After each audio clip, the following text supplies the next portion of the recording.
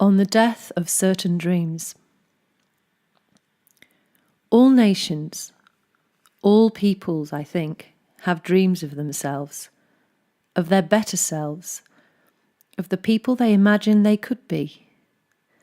They are not rational and are often not even true. But then again, dreams do not have to be true. We just have them. Or perhaps they have us. But those dreams have been dying recently. The dreams of whole nations have been withering and dying, as if some disease of our imagination's immune system were turning hope against us, and we find ourselves collectively adrift, mourning for the people we thought we could be. To lament the loss of something that was just a dream, and was more than likely not only not true, but probably kitsch and vaguely embarrassing, seems an odd thing. Yet the mind is an ancient creature, with habits and byways far older than we, as modern users, are aware. We need dreams. The rational mind would like to laugh at them as childish atavisms.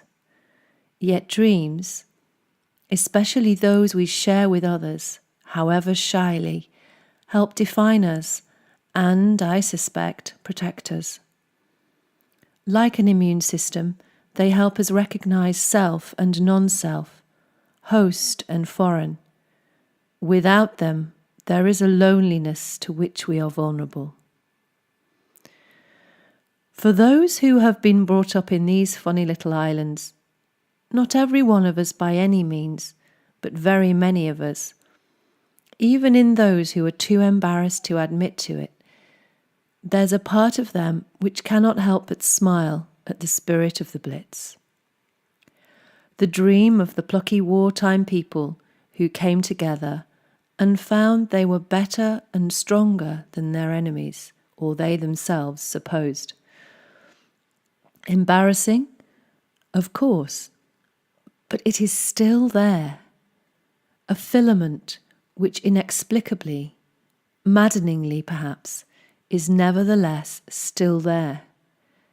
It doesn't even matter if it is overlain with other seemingly contradictory dreams and beliefs.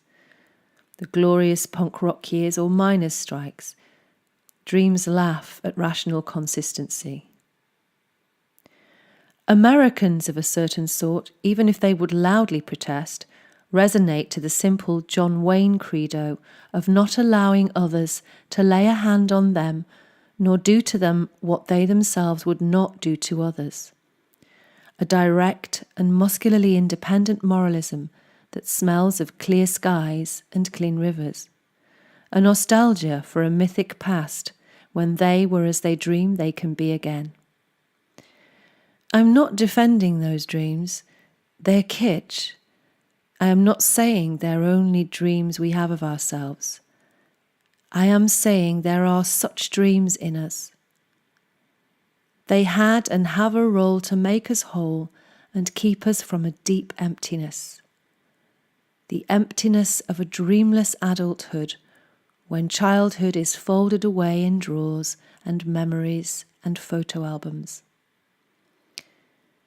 I don't know why it is I want to write this now, or why I feel it so strongly, but I do. It might seem a very silly thing to be talking about dreams when the problems which beset us are so concretely real. But is it? What has been killing the dreams in which we hoped and believed?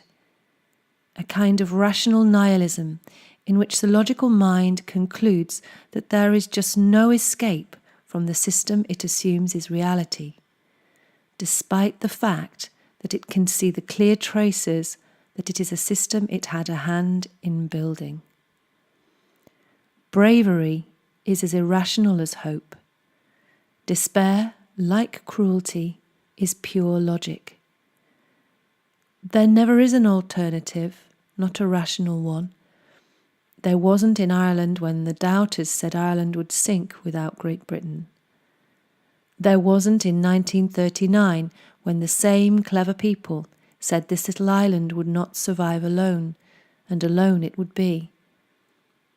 There was no alternative when the poor and ignorant of first England, then the 13 states of North America, and then of France, rose up one after each other. There never is an alternative, never a path, the rational mind declares, that does not lead to chaos and disaster far worse than whatever injustices people have risen against. And yet, here we are, the sons and daughters of those who remembered to dream. The simple fact of our times is that if the old dreams of our better selves are dying, then we must dream new ones.